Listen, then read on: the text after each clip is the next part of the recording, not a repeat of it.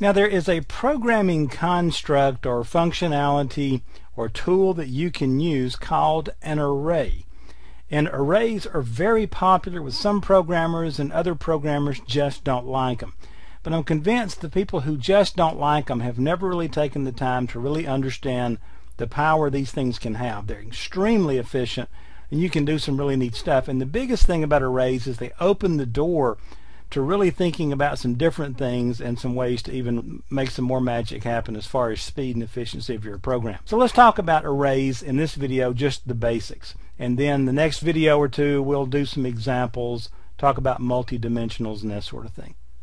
First off, what is an array? Well, an array is a variable, a single variable that can store multiple values. Now, not only can it store multiple values, but it does them in a way that computers just really love dealing with. All right, they're just built for. Now, let's talk about an example here. I have an array of values that I need to track in a program.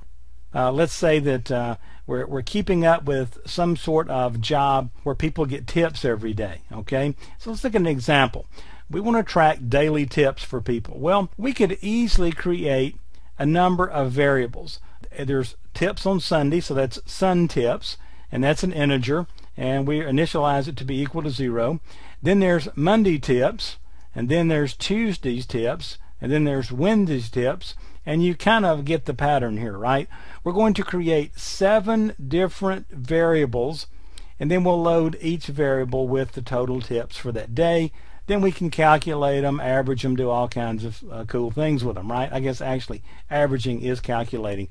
You could add them all up, total them, average them, multiply them by certain percentages to see what taxes you owe on them, all that kind of stuff, right? Well, that's kind of cool, but is there a better way? And surprisingly enough, not like it was set up beforehand, there is a better way, and that better way is an array. Now notice with an array we're doing a variable again, but notice what we're doing here. We're saying a data type integer, and the variable is tips, but now we've got these square brackets out here, and we've got the number 7. Now what that is telling the compiler is, okay, we want to create a variable in memory, but we want there to be 7 memory locations associated with this one variable tips. And these, by the way, are going to be numbered 0 through 6. All right. Now this is going to create a variable that holds 7 pieces of data, 7 separate addresses involved here, and these are numbered 0 to 6. Now if you count on your fingers or however you count, you'll see that if you start at 0 and count up to 6, then you've actually got 7 places, right? And notice what we do. Tips, the 0 position, and we'll say that they made $8 on that day, okay? And by the way, we could consider tips 0 to be Sunday, the first day of the week, if that's our calendar. Then 1 would be Monday, 2 would be Tuesday, 3 would be Wednesday. You see how the pattern's developing, right?